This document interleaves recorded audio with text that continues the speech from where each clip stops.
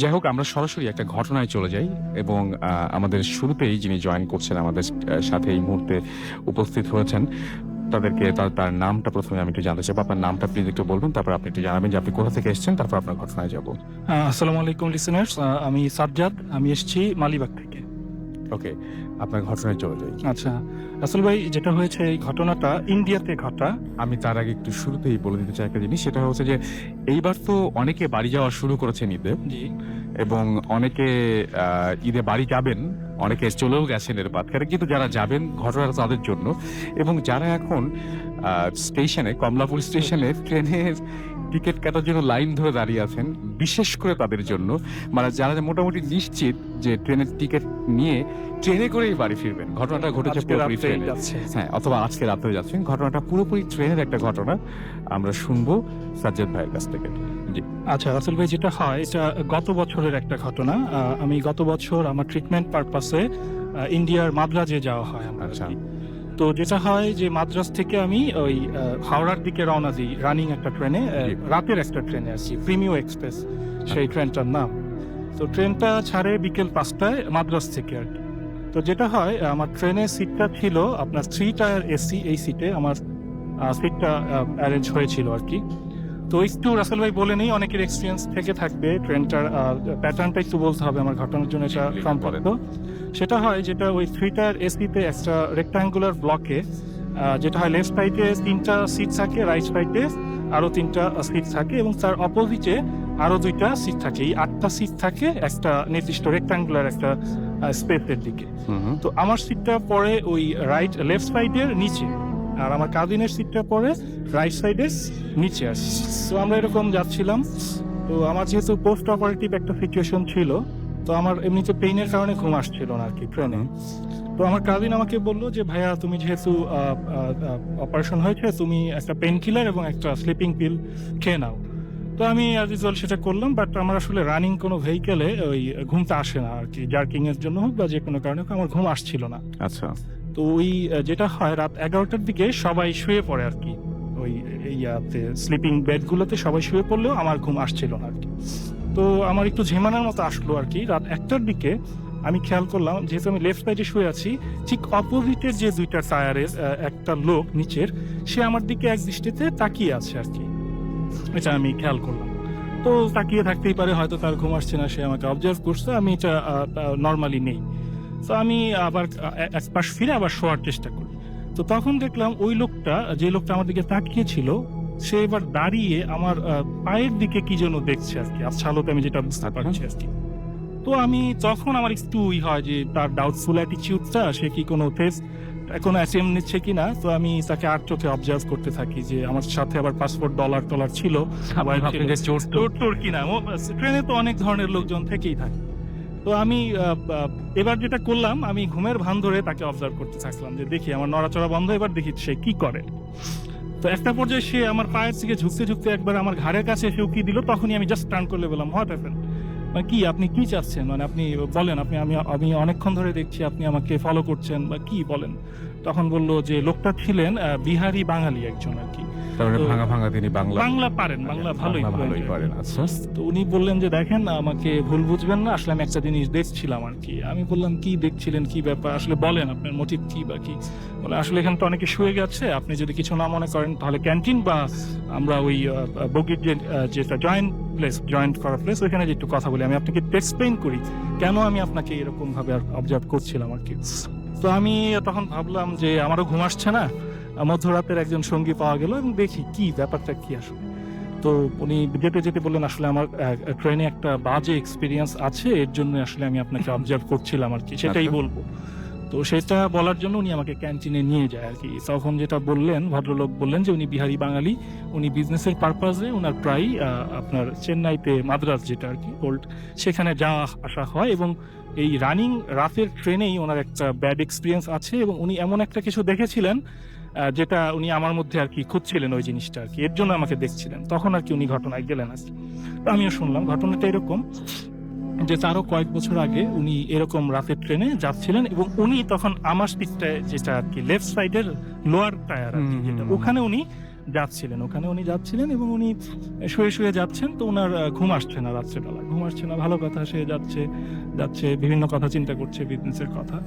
এক পর্যায়ে উনি একে রাসেল ভাই একটু বলে নেই, উনি যখন ট্রেনটায় উঠেন আর কি, রানিং রাত্রের ট্রেনটায় যেটা উঠেন, তো উনি অ্যাট এ গ্লেন্স বা একটা সিম্পল অবজারভেশন উনি খেয়াল করেন যে পুরো বগিটা বা ট্রেনটা মোটামুটি ফুলফিল ছিল যাত্রীতে আর কি। এবং বোঝাই মোটামুটি বোঝাই আর কি, রাতের ট্রেনগুলো ওইভাবেই যায়, লং ডিস্টেন্স 24 আওয়ার্স এটা নেয় আর কি, বাদরাস টু হাওড়া। উনি এবং যেটা হলো ওনার যে ব্লকটা আর কি, ওখানেও 6 জন এবং উল্টা পাশে 2 জন, 8 জন, এরা ওনাদেরকে উনি দেখেছেন বা টুকটাক হয়তো কথাও হয়েছিল আর কি ভিতরে। তো উনি হঠাৎ করে রাত্রে ওই পাশ ফিরে দেখলেন আর কি, এবং উনি কিন্তু সজাগ, পাশ ফিরে দেখলেন ওনার পাশের যে মানে রাইট সাইডের লোয়ার টায়ারের যে প্যাসেঞ্জার, উনি আপনার নেই, শুয়েও নেই, বসেও নেই সিটে।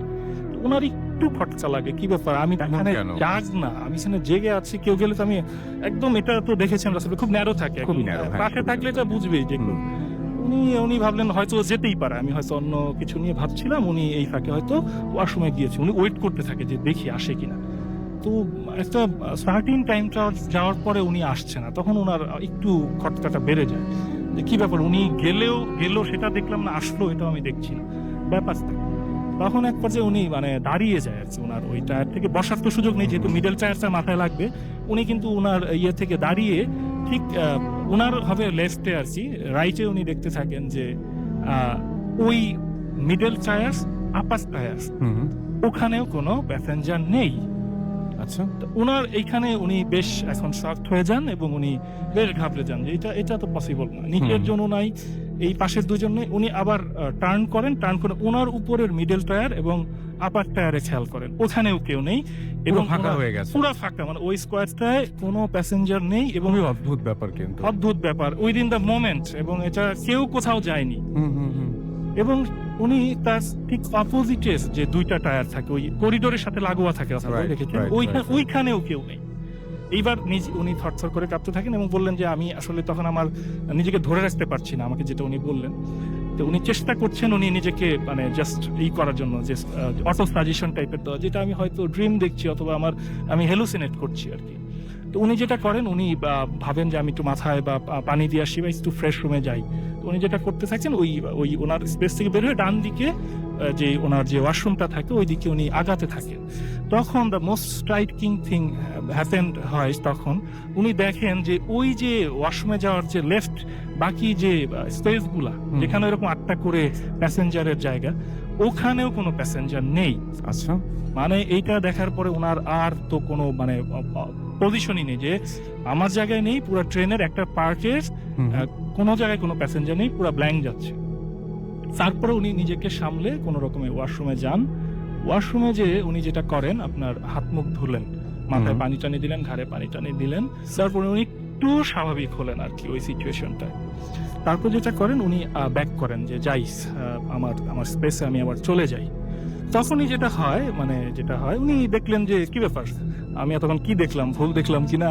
উনি যখন ব্যাক করতে নিলেন, দেখলেন যে ওই আবার তো সবাই আছে, মানে আবার নর্মাল আর কি, যারা যাত্রী ঘুমাচ্ছে, কাঁথামুড়ি দিয়ে ঘুমাচ্ছে, বালিশ টালিশ। উনি বললেন যে জাস্ট রিলিফ, আমি কি দেখলাম, এটা হেলুসিনেট করলাম না ড্রিম দেখলাম, যাক উনি আমি আসলেই ভুল দেখেছে, উনি নিশ্চিত এবার, ঠিক আছে, যাক উনি নিজে মানে নিজেই হয়তো হাসছেন এরকম।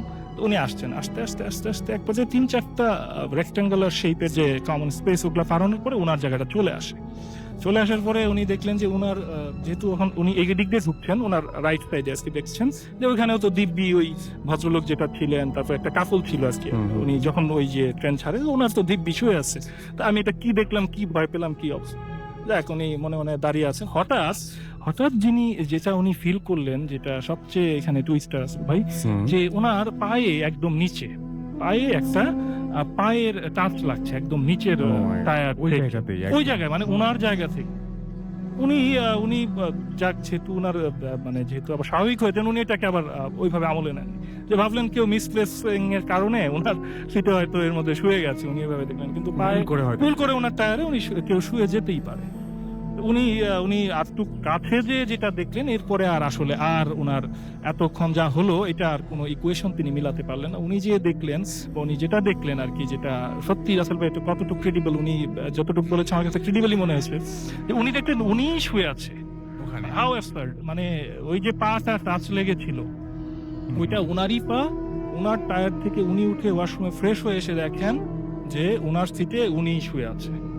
এরপরে রাসেল ভাই উনি যেটা আমাকে বললেন যে উনার আর তারপরে আর এর মধ্যে একটু মিস করে গেছি রাসেল ভাই, যেটা হচ্ছে উনি আমার মতোই বেশ লম্বা ছিলেন আর কি, তো ওই লোয়ার বেডে ওনার পাটা আসতো না, একটু বের হয়ে থাকতো। আপনারও সেদিন তাই হয়েছিল। এবং আমিও ওই প্যাটার্নের ছিলাম এবং ওইটাই উনি খেয়াল করছিল, যেটা হয় তো যেটা বলি রাসেল ভাই ফিনিশিংটা বলি, যেটা হয় উনি ওই পায়ে টাচ লাগার পর এবং নিজেকে নিজের বেডে দেখে আর নিজেকে রাখতে পারলেন না, উনি ওইখানে সেন্সলেস হয়ে যান। সকালবেলা ওনার যারা সহযাত্রী তারা ভোরবেলা ডাকতে থাকেন যে ভাইয়া কি ব্যাপার, আপনি কি নিচে শুয়ে আছেন কেন, আপনি কি মানে ঘুমে পড়ে গেছেন, মানে জাস্ট নিচে শুয়েছিল, ওই যে সেন্সলেস হয়ে পড়ে গেছে উনি। তো বলতেছে, উনি তখন ভাবলেন যে কি বলবো না, উনি বললো না না না আমি আসলেই আমি মানে ওই টায়ার থেকে আমি পড়েই গিয়েছি আর কি। তখন আর কি ওনারা যেটা বললো যে আচ্ছা ঠিক আছে, ওকে দ্যাটস ওকে। তো রাফেল ভাই যেটা ওই আমি আগে যেটা বলেছিলাম সেটার সাথে একটু রিলেট করি, তো উনি ওই দিন আমাকে ওই কারণে অবজার্ভ করেছিলেন, যেটা বললেন যে ঠিক আমার শুয়ে থাকা, আমার পা বের হয়ে থাকা, এবং সেটা উনি ওই দিন যেটা এক্সপিরিয়েন্স করেছেন একই রানিং ট্রেনে রাতে, সেটা দেখে উনি আবার ঘাবড়ে গিয়েছিলেন যে উনি কি আবার ওনাকেই দেখছেন কিনা, এটা ভেবে উনি ভয় পেয়েছিলেন এবং উনি আমাকে এর জন্যই বারবার ওইভাবে মেটিকুলাসলি আমাকে দেখছিলেন আর কি। এটাই ছিল। এবং ওরকম ভাবে একবার পায়ের দিকে একবার একবার face এর মুখের দিকে দিকে এভাবে এইভাবে লক্ষ্য করছিলেন। দেখছিলেন। So, এটাই ছিল ঘটনা। ওকে, থ্যাংক ইউ সো মাচ। চলে যাব এখন আরেকটা ঘটনায়। সেই ঘটনাটা আমার কাছে অবশ্যই ইমেইল, সেই ইমেইলটা আমি পড়তে চাই। লিখছেন আমাদের কাছে যে আসসালামু আলাইকুম রাসেল ভাই, জানি আপনি সবসময় ভালোর দলে, তাই আশা করি ভালোই আছেন। ভূত এফএমের সকল শ্রোতাদের শুভেচ্ছা। অনেকদিন থেকেই ভাবছি আমার জীবনে ঘটে যাওয়া কিছু ঘটনার মধ্যে সবচেয়ে ভয়ঙ্কর এই ছোট্ট ঘটনাটি আপনাদের সাথে শেয়ার করব। ব্যস্ততার কারণে এতদিন সম্ভব হয়ে ওঠেনি। যাই হোক, আমি সরাসরি ঘটনায় চলে যাচ্ছি, যার ব্যাখ্যা আমার কাছে আজও রহস্যময়। সময় 2011 ফেব্রুয়ারি অথবা মার্চ মাস, তারিখটা আমার মনে নেই। প্রতিদিনের মতো সেদিনও আমি রাতে 12টার মধ্যেই ঘুমোতে যাই। এক সময় ঘুমিয়ে পড়ি। ঘুমের মধ্যে স্বপ্ন দেখলাম আমি আমার এক আত্মীয়র সাথে বিশাল বাড়ির গেটের সামনে দাঁড়িয়ে। অনেকগুলো সিঁড়ি ডিঙিয়ে ভেতরে যেতে হয়। যাই হোক, আমি আর আমার সেই আত্মীয় সেই বাড়ির ভেতরে প্রবেশ করলাম। দেখলাম সেখানে একটা লোক বসা। তার বেশভূষা ছিল অনেকটাই কাওয়ালদের মতো, যারা কাওয়ালি গায় তাদের মতো, এবং ঘরে কোনো আসবাব ছিল না, শুধু একটা কার্পেট, একটা পানির পাত্র আর একটা কোল বালিশ ছিল। আমি আর আমার সেই আত্মীয় লোকটির সামনে বসে পড়লাম। এরপর দেখলাম আমার আত্মীয়টি আর সেখানে নেই, যেন সে গায়েব হয়ে গেছে। আর সেই লোকটি আমার সামনে বসে একটি ছোট পুতুল হাতে ধরে রেখেছে এবং তার অপর হাত দিয়ে একটি পানির পাত্র থেকে পানি ছিটাচ্ছে আর জোরে জোরে কোন একটা শব্দ উচ্চারণ করছে। সে শব্দটা অনেকটা ফিন্তা টাইপের, এবং শব্দটা শোনা মাত্র আমি ভয় পেয়ে গেলাম এবং অস্থির হয়ে উঠলাম। যেহেতু আমি মুসলিম, তাই পুতুলটা আর ওই শব্দটা আমার কাছে অস্বাভাবিক লাগে। আমি সেখান থেকে উঠে পড়তে চাইলে লোকটি আমাকে একটি গালি দিল আর সেখানেই বসে থাকতে বলল। আমি তখনই জোরে আল্লাহু আকবার বলে চিৎকার দেই আর সাথে সাথে আমি জেগে উঠি। কিন্তু এরপর যা দেখলাম তা আমি আর কখনোই দেখতে চাই না। আমার রুমে একটা নীল রঙের ডিম লাইট চলছিল, যার আলোতে আমি স্পষ্ট দেখতে পেলাম একটা কালো অবয়ব, একজন পুরুষ মানুষের মতোই চওড়া কাঁধ, তার চুল কাঁধ পর্যন্ত। সে আমার দিকে পেছন ফিরেছিল। সবচেয়ে ভয়াবহ ব্যাপার হচ্ছে তার শুধু কোমর পর্যন্ত দেখা গেল, আর বাকি অংশ আমার শরীরের সাথে মিশে আছে। অর্থাৎ আমার শরীর কিন্তু একেবারেই সে আমার শরীর কিন্তু থেকে বের হয়ে এসছে, এরকম একটা ব্যাপার। এবং ব্যাপারটা খুব বেশি হলে 4 কি 5 সেকেন্ড স্থায়ী হয়েছিল। তারপর আমার আর কিছুই সেখানে নেই। কিন্তু আমি একেবারে স্পষ্ট দেখতে পেয়েছি, কারণ তখন আমি ঘুমিয়ে নেই, পুরোপুরি সজাগ, এবং আমার পুরো শরীর ঘামে ভেজা। সাথে সাথেই ফজরের আজান শুরু হলো। আমি কিছুটা স্বস্তি পেলাম। সকালে বিছানা থেকে ওঠার পর টের পেলাম আমার সারা শরীর নিস্তেজ, দুর্বল। প্রায় সারাদিন শুয়েছিলাম। বাসায় মা আর বোনের সাথে বাসায় আমার বোনের সাথে আর কিছু কাজিন এবং বন্ধুদের সাথে ব্যাপারটা শেয়ার করলাম। তারা সবাই বলল হয়তো কেউ আমার উপরে ব্ল্যাক ম্যাজিক করেছে। আমি তাই বিশ্বাস করি, কারণ আমি স্বপ্নে যে আত্মীয়কে দেখেছি সে আমার খুবই কাছের, এবং সে লোকটি সবসময় আমাদের পরিবারকে হিংসার চোখে দেখে এবং আমাদের জন্য সে ক্ষতিকর। এখনো মাঝে মাঝেই আমি বাজে কিছু অভিজ্ঞতার সম্মুখীন হই, বা যা হয়তো ব্ল্যাক ম্যাজিকেরই কুফল।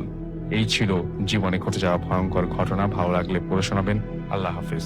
এবং খুব অদ্ভুত একটা ব্যাপার, স্বপ্নটাই খুব অদ্ভুত ছিল, এবং যখন জেগে ওঠেন তখন সেই স্বপ্নের রেশটা ছিল, এটা সবচেয়ে ভয়ঙ্কর ব্যাপার। এবং আমাদের প্রথম যে ঘটনাটা ছিল সেই ঘটনাটা এবং এই ঘটনাটা মোটামুটি কেমন ভাবে যেন সব ঘটনাগুলো রিলেটেড মনে হচ্ছে আমার কাছে। আমরা কথা না বাড়িয়ে আমরা চলে যাবো আমাদের অতিথির কাছে, এবং আমাদের সাথে রয়েছেন এই মুহূর্তে সাব্বির। প্রথমে যে ঘটনা বলছিলেন তার নাম ছিল সাজ্জাদ, ইনি হচ্ছেন সাব্বির। আমরা সাব্বিরের ঘটনা শুনবো। হ্যালো লিসেনার্স, আমি সাব্বির হোসেন মগবাজার থেকে। রাসেল ভাই, আমি প্রথমে ঘটনাতে চলে যাই। এইটা হচ্ছে আমার কাজিন খালাতো ভাই, ওনার ফ্রেন্ডের ঘটনা। সো তারা কলেজ লাইফে 4 জন ক্লোজ ফ্রেন্ড ছিল। তাদের মধ্যে 2 জন হচ্ছে, একজন হচ্ছে সবুজ ভাই, আরেকজন হচ্ছে নাহিদ ভাই। তো ইন্টারের পরে সবুজ ভাইরা হোল ফ্যামিলি সহকারে গ্রামে শিফট করে। তো মানে কোনো একটা প্রবলেমের কারণে গ্রামে শিফট করে।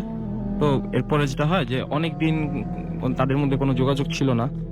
তো একটা পর্যায়ে সেমিস্টার পরীক্ষার পরে নাহিদ ভাই যেটা করলেন যে উনি ডিসাইড করলেন উনি সবুজ ভাইদের গ্রামে যাবেন, ওনার সাথে মিট করবেন। তো ফোনে কথাবার্তা বলার পরে উনি একদিন রওনা দিলেন।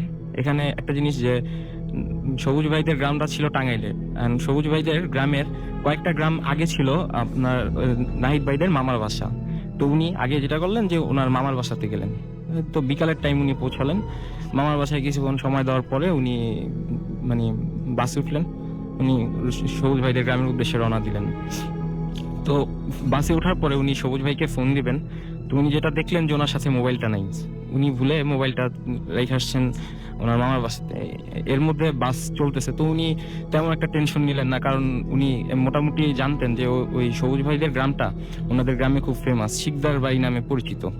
তো উনি গেলেন রাত 8টার মতো বাজে, তখন উনি নামলেন। একটা বাজারে নামার পরে উনি মানে নাস্তা করলেন। নাস্তা করার পরে যে হোটেলের যে লোক ওনাকে জিজ্ঞেস করলেন যে আচ্ছা চাচা, এখান থেকে শিকদার বাড়িটা কোন দিকে? তো গ্রামের ওই লোক বললো, হোটেলের লোক, যে এখান থেকে আপনি সোজা হাঁটলে কাঁচা রাস্তায় নামলে আধা ঘন্টা।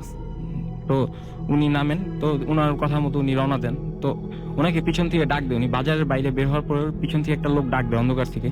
তো বলে যে শুনেন, তো যাই বলে কি হয়েছে? তো ওই লোকটা বলে যে আপনি কি শিকদার বাড়িতে যাইতেছেন? তো বলে যে হ্যাঁ, কেন?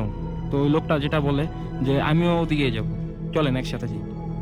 তো উনি মোটামুটি একটু খুশি হন মনে মনে যে গ্রামের একজন লোক পাইছেন, যেহেতু জায়গাটা ওনার কাছে অপরিচিত। তো 2 জন হাঁটতেছে। তো যেটা বলে নাহিদ ভাই বলে যে এক কাজ করি, তাহলে একটা রিক্সা নেই, রিক্সা নিয়ে চলেন যাই। তো ওই লোকটা বলে যে না না না, রিক্সা লাগবে না, হাইটেই চলেন, 15 মিনিটেরই তো রাস্তা। তো পরে নাহিদ ভাই বলে যে তো দোকানদার তো বললো যে আধা ঘন্টার মতো লাগবে, বলে যে ও ঠিক জানে না। তো 2 জন হাঁটতেছে আর কথা বলতেছে। ওই লোকটা মানে খুবই জলি প্রকৃতির, তার সাথে খুব মানে সুন্দর, 2 জন মজা করে কথা বলতেছে। 40-45 বছর বয়সে একজন স্বাভাবিক লোক।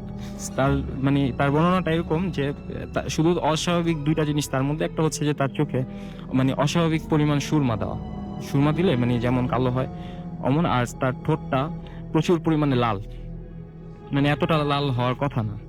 তো যাই হোক, তো হাঁটতেছে, কথা বলতেছে। তো যখনই বাজারে, রাসেল ভাই, বাজারের মোড়ে মোড়ে কিন্তু মানে গ্রামে রাস্তার মোড়ে মোড়ে কিন্তু চায়ের দোকান থাকে। তো ওইসব দোকানের পাশে যখনই আসে, তো ওই লোকটা কি করে, মানে গলা একটা স্কার্ফের মতো ছিল, উনি ওইটা ওনার মাথায় তুলে দেন। আর যখন মানে ওনার, তখন মানে নাহিদ ভাই ওনার সাথে কথা বলে, পাশের লোকগুলা মানে তার দিকে একটু অবাক ভাবে তাকায়। তো এইভাবে হাঁটতেছে, হাঁটতে হাঁটতে একটা পর্যায়ে লোকটা ওনাকে একটা অস্বাভাবিক কথা বলে যে আচ্ছা এটা কত সাল? তো নাহিদ ভাই যেটা বলে যে আপনি তো খুব ভালো মজা করতে হঠাৎ পারেন। করে অল অফ সাডেন তিনি জিজ্ঞেস করলেন হ্যাঁ, কত হ্যাঁ। সাল?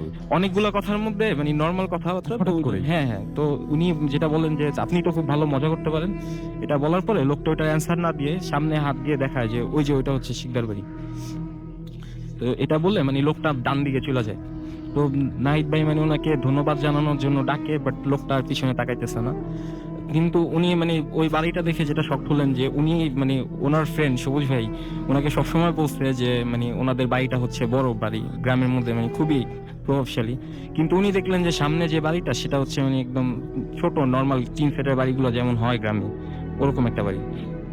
তো এটা দেখার পরে মানে উনি ভয়ে ভয়ে আগাইতেছেন যে মানে কার সাথে আসলাম, লোকটার নাম টাম জানি না। তো ওই মুহূর্তে কি হয় যে ভিতর থেকে সবুজ ভাই বেরিয়ে আসে। তো মানে ব্যাপারটা এমন যে উনি জানতেন যে এই মুহূর্তে নাহিদ ভাই মানে ওখানে পৌঁছাবেন। তো দেখার পরে মানে উনি একটু রিল্যাক্স ছিলেন, পরে বললেন, তো কুশল মিডিয়ামের পরে নাহিদ ভাই বলেন যে কি রে খালা খালু কোথায়, ওনাদের একটু ডাক।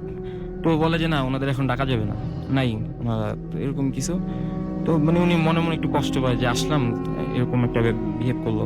তো পরে ওনাকে বলতেছে যে চল এখন শুয়ে পড়ি, মানে ডাইরেক্ট এরকম কিছু বলতেছে। ওনাদের বাসার মানে কোনো লাইট নেই, সেটা হচ্ছে সবচাইতে মানে অবাক ব্যাপার, যে কোনো লাইট নেই, টোটালি অন্ধকার, কারেন্ট নেই। তো যেটা হয় যে ওনাকে একটা রুমে নিয়ে যায় সবুজ ভাই, নাহিদ ভাইকে একটা রুমে নিয়ে যায়। যাওয়ার পরে রুমের মধ্যে মানে উনি খাটটাও ঠিক মতো দেখতে পারতেছেন না। তো একটা বেডে বলে যে শুয়ে পড়। তো শোয়ার পরে উনি দেখলেন মানে বেডটা প্রচুর পরিমাণে শক্ত।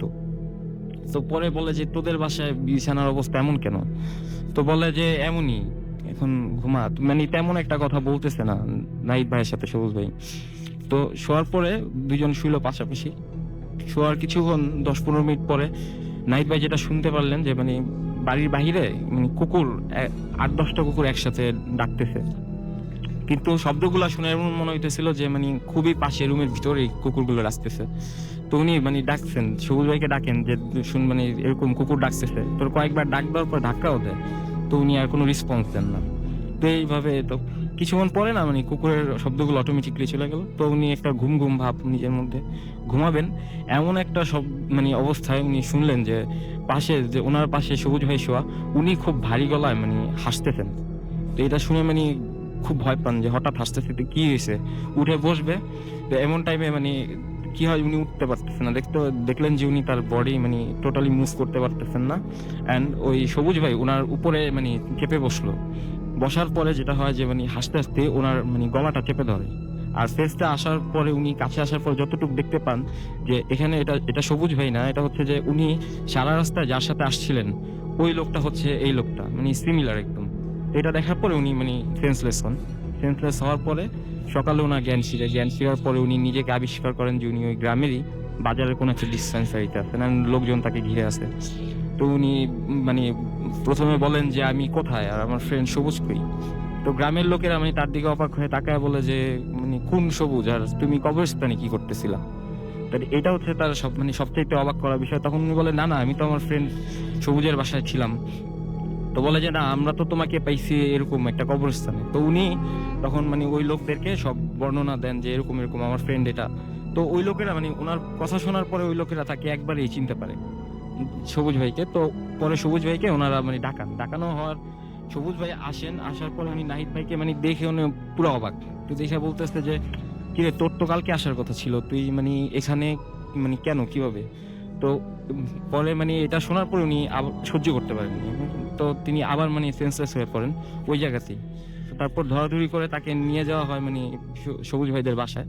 তো জ্ঞান ফেরার পরে এবার তিনি দেখতেছেন যে না এবার তিনি পাকা দালানের মধ্যে আছেন, তার আশেপাশে মানে সবুজ ভাইয়ের বাবা মা তারা সবাই আছে। তো তিনি যে জায়গার পরে বললেন রাত্রের পুরো ঘটনাটা তিনি তাকে মানে শেয়ার করেন সবুজ ভাইয়ের সাথে নাহিদ ভাই। তো বলার পরে নাহিদ ভাই মানে সবুজ ভাই যেটা বলে যে না এরকম না, আসলে উনি গ্রামের মানুষ কাছ থেকে যেটা শুনেন যে ওনাকে মানে তারা পাইছে একটা পুরনো কবরস্থানে আসল ভাই।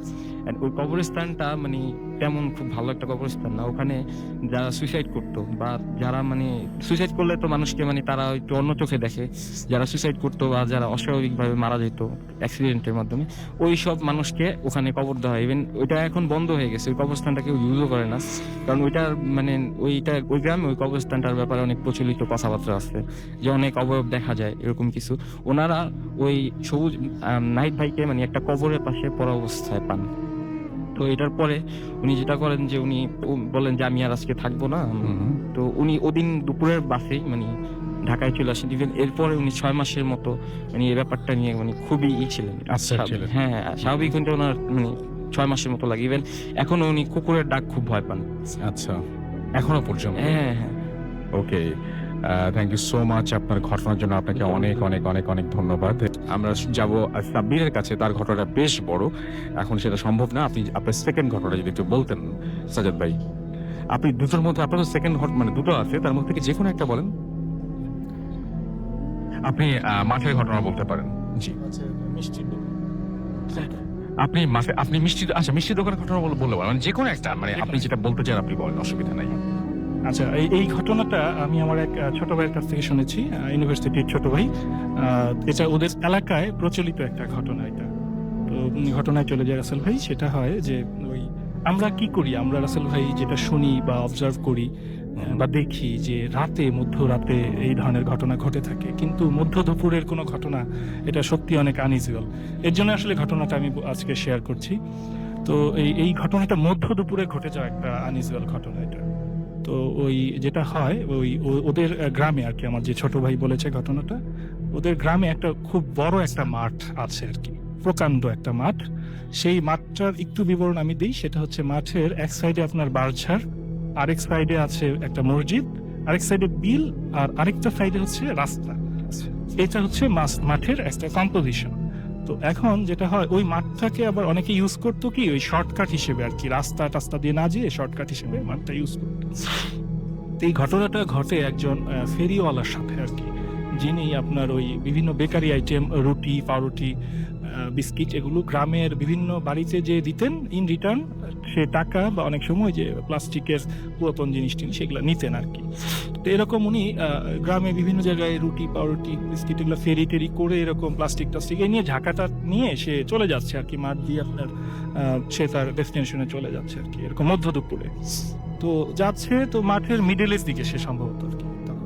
তো মাঠের মিডলের দিকে যাওয়ার পরে হঠাৎ কান্না মিশ্রিত এবং নাকি সুরে একটা কেউ তাকে পিছন থেকে বলছে, এই আমাকে একটা রুটি দে, নাকি সুরে বলছে। তো একটা রুটি দে, ভালো কথা, সে রুটি দিতেই পারে, কিন্তু যেটা হয় তার মাথায় প্রচন্ড ঝাঁকাটা থাকার কারণে সে আসলে ওইটা একটু রিল্যাক্সেন্ট হয় এখন, যে তখন বলে যে এখন পারবো না, পরে নিও, এই বলে সে আসলে তাকে করতে চায় আর কি, ডিনাই করতে চায়। সে হাঁটতে থাকে তার মতো, কিন্তু পেছন থেকে আবার ওই যে এই একটা রুটি দে আবার বলতে থাকে। তো তখন এরকম কয়েকবার বলতে থাকে এবং তার পিচ যখন ছাড়ছে না, তখন সে একটু বিরক্ত হয়ে যেটা করে যে ঝাঁকিটা নামিয়ে জাস্ট আপনার পিছনে ঘুরেই সে দেখলো যে রুটি নেই বলে পিছনে জাস্ট ঘুরেই দেখছে যে কেউ নাই সেখানে, নোবডি ওয়াজ দেয়ার। এবং আসলে আপনাকে যেটা বলেছি, প্রকাণ্ড একটা মাঠ, এবং সেখান থেকে কারো পক্ষে মানে ভ্যানিশ হওয়া ছাড়া দৌড়ে পালানো বা কোথাও পালানো, মানে যেহেতু খোলা মাঠ, সম্ভব না এটা। মানে সে নাই, যে কণ্ঠস্বরটা বা যেটাই হোক, যেই এক্সিস্টেন্সটা তার পিছু নিয়েছিল সেটা নাই। সেটা তাকে প্রচন্ড শক হয় সেই ইনসিডেন্টের কারণে, এবং পরবর্তীতে সে দীর্ঘদিন অসুস্থ থাকে, এটা শকটা সামলাতে পারে না, এবং দীর্ঘদিন অসুস্থ থাকার এক পর্যায়ে আমি যেটা শুনেছি পরে, যে মাসখানেক পরে সে মারা যায় আর কি, এই শকে আর কি, after shock. Okay, thank you very much আপনার সেকেন্ড ঘটনার জন্য। আমাদের সঙ্গে আরেকজন অতিথি এই মুহূর্তে জয়েন করেছেন। আপনার নামটা একটু প্লিজ বলবেন এবং আপনি কোথা থেকে এসেছেন একটু আমাকে বলবেন কাইন্ডলি। জি, আসসালামু আলাইকুম, আমি সাকিব, খিলগা থেকে এসেছি। খিলগা থেকে এসেছেন। আজকে বেসিক্যালি আপনার কাজিনের আসার কথা ছিল, বাট তিনি মানে আনফরচুনেটলি তিনি সিক হয়ে গেছেন এবং তার বদলে আপনি এসেছেন। সো যে ঘটনাটা ঘটেছে সেই ঘটনাটা খুব অদ্ভুত একটা ঘটনা, এবং এটা তো মানে বলার সঙ্গে সঙ্গে কালকে দেখা যাবে যে অনেকেই হয়তো ট্রাই করবেন সেই জায়গাটায় গিয়ে যে আসলে ঘটনা ঘটে কিনা। কি ঘটনা ঘটেছে একটু আমাদের বলেন তো, দেখি শুনি। এই ঘটনাটা হচ্ছে হলো 2012-এর, যখন আমি ও লেভেল ক্লাস করতাম তখনকার ঘটনা এটা। সো আমি আমার ক্লাস শেষ করে বের হয়েছি, আমার কাজিন আমাকে ফোন দিয়েছিল, সোফিয়া। তো আমাকে বললো আমার সামনে যেতে। তো ফাইন, আমি গেলাম, যাওয়ার পর বললো চল ঘুরি একটু। তখন বাজে 7টা, এরকম 7টা 10-15। তো আমি কাজিনকে নিয়ে গাড়িতে উঠলাম, বসলাম, ড্রাইভ করতেছি নর্মালি। তো যেতে যেতে দুইটা ফ্রেন্ডকে দেখলাম, ফার্স্টে মেহেদি, তারপর আলজি, দেন সোফিয়া। আমরা গাড়িটা, তো যে ড্রাইভার ছিল সামনে থেকে উনি পিছনে চলে গেছে, আর সোফিয়া সামনে চলে আসছে। তো যেতে যেতে আমরা ধানমন্ডি লেকের সাইড দিয়ে যাচ্ছিলাম। তো যেতে যেতে 7টা 20-15 এরকম বেজে গেল। তো সোজা যে পায়ে ঢুকলাম একটা গলিতে। তো যেতে যেতে আমার ফ্রেন্ড একটা স্টপ করলো, বললো দোস্ত এখানে ওয়েট কর। আমি বলি কেন? কারণ ডান দিকে যে বাসাটা, এটা হচ্ছে হলো ধানমন্ডিতে হন্টেড হাউস। তো আমি বললাম how do you know that? তো বললো এটা ভূতের সাথে আমরা প্রায় শুনি, আর ইভেন অনেক ফ্রেন্ডরা এখানে এগুলো প্রবলেম ফেস করছে। তো আমি বলি কিরকম প্রবলেম? তো বললো এখানে যেই আসে তারই সমস্যা হয়। তো আমরা নর্মালি সবাই জানি ধানমন্ডির মধ্যে প্লেসটা মানে অনেক বড় ফাঁকা বাসা খুব কমই থাকে, এরকম পুরান মডেলের বাসা দেখা যায় না নর্মালি। তো বাসাটা জিজ্ঞেস করলাম, ভাই এখানে কারা থাকে? 20 ইয়ার্স ধরেই ফাঁকা বাসাটা। তো ফাইন, আমরা দেখলাম, দেখার পর নর্মালি ড্রাইভ করতেছি, কলাবাগান রোডে উঠলাম, ওঠার পর যাচ্ছি গান শুনতে যাচ্ছে। একটা সার্টেন টাইমে পিছন দিক দিয়ে একটা বাইক এসে হিট করে দিল আমাদের। তো বাইক হিট করলো, আমি গাড়ি ব্রেক করলাম, পিছনে তাকিয়ে দেখি বাইক আলাটা পড়ে গেল। তো পিছনের লোকজন চিল্লাচ্ছে ধর ধর বলে, তো আমি টান দিয়ে ওই প্লেসটা থেকে আমি চলে আসছি। তো চলে আসার পর স্টপ করলাম, স্টপ করার পর দেখি গাড়ির সামনের দিকে বা সাইডে দরজা মানে একটা হিট করলে যেরকম ট্যাপ খেয়ে যায় না, ওরকম ট্যাপ খেয়ে গেছে। তো আমার কোশ্চেনটা এটা, মানে লাগালো পিছন দিক দিয়ে, পিছন সাইডে পড়লো, সামনে কিভাবে ট্যাপ খেলো? পিছন দিক দিয়ে বাম্পার টাম সবকিছু যা যা everything is okay. So but ড্যামেজটা হচ্ছে সামনের দিকে। হ্যাঁ, ড্যামেজটা সামনের দিকে হয়েছে। তো আমাকে ও বললো চল বাসায় যেয়ে আমি তোকে নামিয়ে দিব তোর বাসায়। ফাইন, ওর বাসায় গেলাম। বাসায় যাওয়ার পর নর্মালি ঘটনাটা নর্মাল লাগতেছিল না। সো ফেসবুকে ব্যাপারটা মানে ভাবলো শেয়ার করবে। তো ফেসবুকে লিখলো, লেখার পর এন্টার প্রেস করবে, ল্যাপটপ হ্যাং। তো নর্মাল আমরা ধরে নিলাম হলো নেটের প্রবলেম। তো ফাইন, কোনো সমস্যা নেই, বাসায় যাই। আমার বাসায় গেলাম। বাসায় যে মনে হলো আমার ফ্রেন্ডটা যে বললো মানে গাড়িতে উঠে দোষে বাসার সামনে যেই আসে তারই প্রবলেম হয়, ঠিক 15 মিনিটসের মধ্যে আমরা মানে অ্যাক্সিডেন্টটা করলাম। তো আমি ওকে ফোন দিলাম, সোফিয়ার সাথে শেয়ার করলাম। দোষ আমি ওকে ফোন দিয়ে জিজ্ঞাসা করি, ও তো বললো, বলার পর 15 মিনিটের মাথায় আমরা অ্যাক্সিডেন্টটা করলাম। তোকে ফোন দিলাম মেয়ে দেখে, দোষ কি কাহিনী, মানে আসলে তুই কি কোনো কিছু জানোস কেনা? তো বলে না দোষ, আমি তো কোনো কিছু জানি না, কি হয়েছে? তুই তো বললি এখানে অ্যাক্সিডেন্ট হবে, 15 মিনিটের মাথায় ঠিক অ্যাক্সিডেন্ট হইলো। তো দোষ আমি তো এই কথা বুঝি নাই, তাহলে এই কথাটা কে বললো গাড়িটা? তো আমরা বললাম হলো ফাইন, তুই কালকে 10টায় দেখা করবি, দেখা করার পর ফাইজলামি করবেন, তুই সিরিয়াসলি বলবি সবকিছু। তো সবাই বলতেছে, পিছনে ড্রাইভার বলতেছে জয় মামা তুমি বলছো। বললাম না তুমি বলো নাই। ও বলতেছে আমি বলি নাই এগুলো কোনো কিছু। তো আমরা প্ল্যান করলাম আমরা আবার যাব। তো আমরা ওই দিনই সন্ধ্যাবেলা গেলাম, 3 জন গেলাম, আমি, সোফিয়া আর আমাদের জয় মামা গেলাম। জয় মামা যাওয়ার পর বাসার সামনেই সিকুয়েট করতেছে। হঠাৎ করে একটা মাইক্রো বাস আসলো, আসার পর দেখে আমার দিকে তাকিয়েছিল। তো আমরা নিচে দাঁড়িয়েছিলাম বাসার সামনে, মানে দেখতেছিলাম মানে বাসার ভিতরে এক্স্যাক্টলি কি আছে। তো মাইক্রোবাস থেকে নামলো একজন লোক, নামার পর আমাকে জিজ্ঞেস করলো, সামনে ডাকলো, আমি গেলাম, যাওয়ার পর বলে কে এখানে কি করতেছো?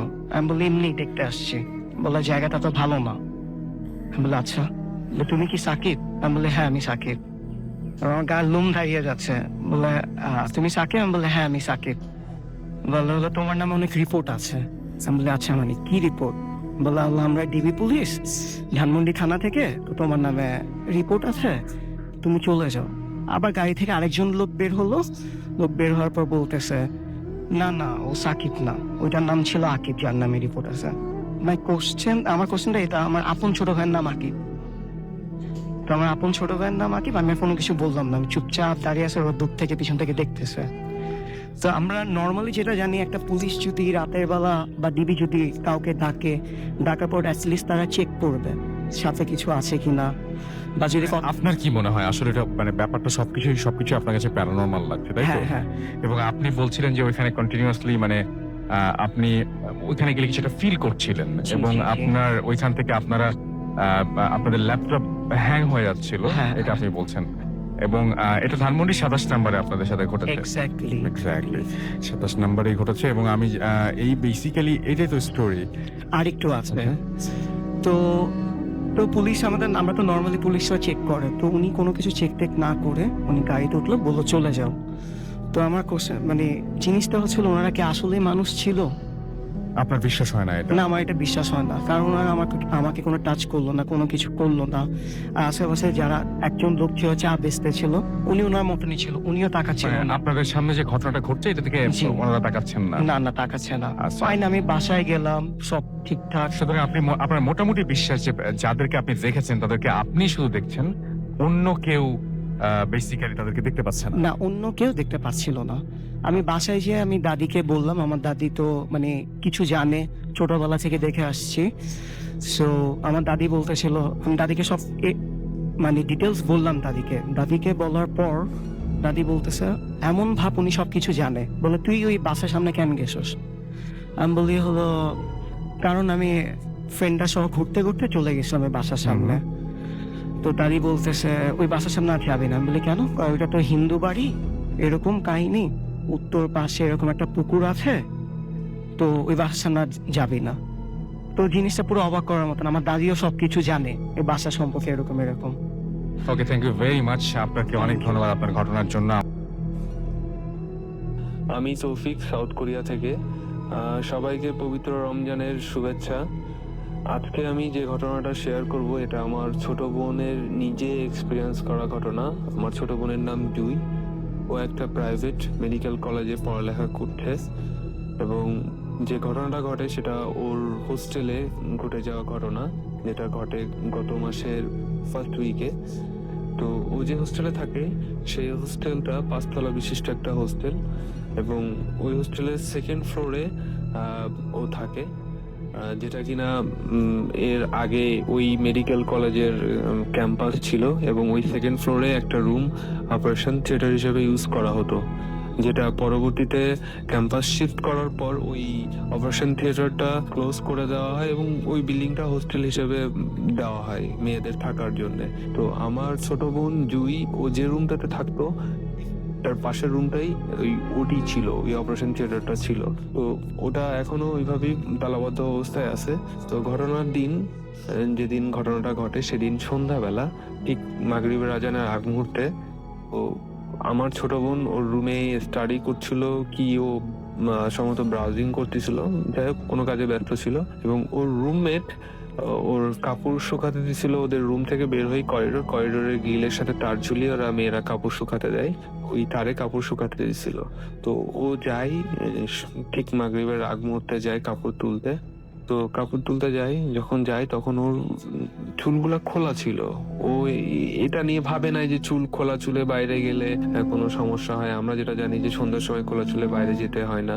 তো এইসব বিষয় ওর মাথায় ছিল না, আর এগুলা বিশ্বাসও কেউ করে কেউ করে না। তো এই ব্যাপারটা সেভাবে আমলে নেয় নাই। তো ওই করিডোরে যে ওদের পাশে যে অপারেশন থিয়েটারটা ছিল ওটা তো ক্লোজ, অলরেডি ক্লোজ, এবং ওই অপারেশন থিয়েটারের ঠিক অপোজিটে বারান্দায় যে গ্রিলের সাথে অনেকগুলা ফুলের গাছ আছে, ফুলের টবে ফুলের গাছ আছে। তো ও যখন কাপড় তুলতে যাওয়ার পর কিছুক্ষণ পর একটা আত্মচিৎকার শুনতে পায় আমার ছোট বোন। শোনার পর ও জিনিসটা ওইভাবে নেয় না যে এরকম হতেই পারে, হোস্টেলে অনেক মেয়েরা চিৎকার চেঁচামেচি করে, তো ওর কাজে ব্যস্ত হয়ে পড়ে যে না এটা কোনো ব্যাপার না। তো তারপরে কিছুক্ষণ পর, কিছু সময় যাওয়ার পর ও গঙ্গানির শব্দ শুনতে পায়। তখন ওর মনে হয় যে কিছু একটা হচ্ছে, কোনো সমস্যা হয়েছে, কারণ এই হোস্টেলকে ঘিরে অনেক প্যারানর্মাল কিছু ঘটনা আছে, ছোটখাটো ঘটনা আছে, এর আগেও ঘটছে এবং ঘটে থাকে, এখনো ঘটছে। তো ওর সন্দেহ হয় এবং ও উঠে যেয়ে দেখে যে আসলে কি হয়েছে ব্যাপারটা। এবং ওই হোস্টেলে যেসব ভৌতিক ঘটনা ঘটে সেটা ওই সেকেন্ড ফ্লোরকেই কেন্দ্র করে পুরো বিল্ডিং এই হয়। তো ও যে দেখে, যখন রুম থেকে বের হয়ে দেখে যে ওই ওর বান্ধবীটা গ্রিলের সাথে সোজা হয়ে দাঁড়িয়ে আছে এবং যেটা দেখে ভালোভাবে, যেটা দেখার পর ও মানে সেটা নিতে পারে না এবং সহ্য করতে পারে না। দেখার পর ফেল হয়ে যাবে এরকম অবস্থা, জ্ঞান হারিয়ে ফেলবে এরকম অবস্থা। ও যেটা দেখে যে ওর বান্ধবী গ্রিলের সাথে পিঠায় হেলান দিয়ে দাঁড়িয়ে আছে এবং সেটা এমন মনে হচ্ছে যে একটা মামি একটা লাশ কাপড় জড়িয়ে ভালো শক্ত করে কাপড় দিয়ে পেঁচিয়ে দাঁড় করিয়ে রাখছে এবং ওর মাথার চুলগুলা ওর মুখের সাথে পেঁচিয়ে মুখের ভিতর থেকে নিয়ে গ্রিলের সাথে পেঁচানো এবং খুব শক্ত করে পেঁচানো। আর আরেকটা জিনিস লক্ষ্য করার ছিল যে ওর হাত দুটো বুকের সাথে বাঁধা ছিল এবং ওর গায়ের ওড়নাটা ওর পুরা বডিটা খুব শক্ত করে বাঁধা এবং এমন ভাবে বাঁধা যে মনে হচ্ছে কোনো মামি কফিন থেকে বের করে নিয়ে এসে সোজা গ্রিলের সাথে দাঁড় করিয়ে রাখছে এবং বেঁধে রাখছে, মুভ করার কোনো ওয়ে নাই, চাইলেও মুভ করতে পারবে না। তো ও যেটা দেখে যে ওর বান্ধবীটা ঠিক এই অবস্থাতেই আছে এবং ওর বান্ধবীর চোখ দুটা উপরের দিকে ওঠানো, কালো অংশটা দেখা যাচ্ছে না, সাদা অংশটা বের হয়ে আছে এবং গোঙাচ্ছে। তো এই জিনিসটা দেখার পর ও রীতিমতো ভয় পেয়ে যায় এবং চিৎকার করে ওঠে।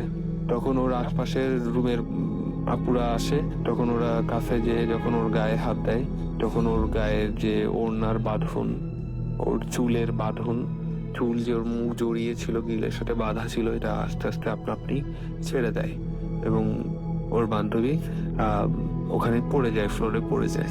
তো যখন পড়ে যায় তখন ওরা ওকে ধরাধরি করে রুমে নিয়ে আসে।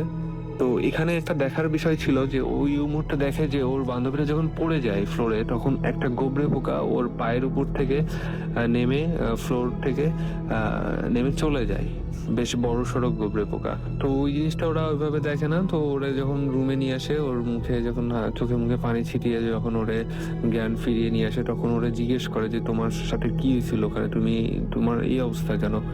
তখন ও বলে যে আমি যখন কাপড় নিয়ে ফিরে আসবো তখন একটা ঠান্ডা শীতল অনুভূতি হচ্ছিল, কেন জানি মনে হচ্ছিল খুব ওই আশপাশের এলাকাটা অনেক বেশি ঠান্ডা, যদিও গত মাসে অনেক বেশি, আমরা জানি জুন জুলাইয়ের দিকে অনেক বেশি গরম পড়ে, কিন্তু ওই জায়গাটা ছিল অনেক ঠান্ডা। তো আমার মনে হয়েছিল যে ও যেটা বলে যে আমার মনে হয়েছিল যে হয়তো সন্ধ্যার দিকে বাতাস হচ্ছে, হয়তো এই কারণে ঠান্ডা লাগছে। তো যখন কাপড় নিয়ে ফেরত আসবে রুমের দিকে, তখন ঠিক ডান দিকে যে ফুলের টবটা ছিল, ওই টবের ওখানে একটা 4-5 বছরের বাচ্চা ছেলে দেখতে পারে যে পেছন ফিরে দাঁড়িয়ে আছে।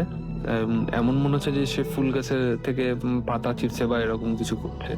তো ঠিক এই সময় মেয়েদের হোস্টেলে এইরকম একটা বাচ্চা ছেলে দেখে আমি ওই ছেলেটাকে ডাক দেই যে এই ছেলে তুমি এখানে কি করছো, তোমার নাম কি, তুমি কার কাছে আসছো?